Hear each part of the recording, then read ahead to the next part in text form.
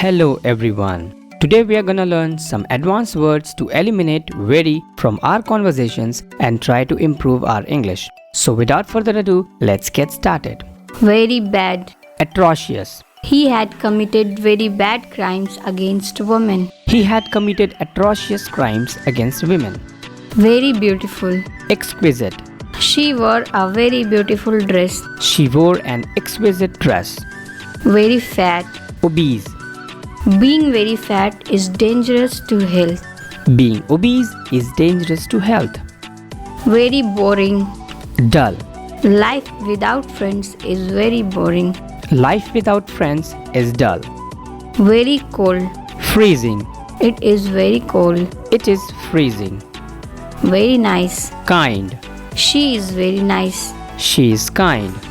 Very stupid. Idiotic. Stop asking such a very stupid question. Stop asking such idiotic questions. Very fast. Quick. The doctor said she would make a very fast recovery. The doctor said she would make a quick recovery. Very big.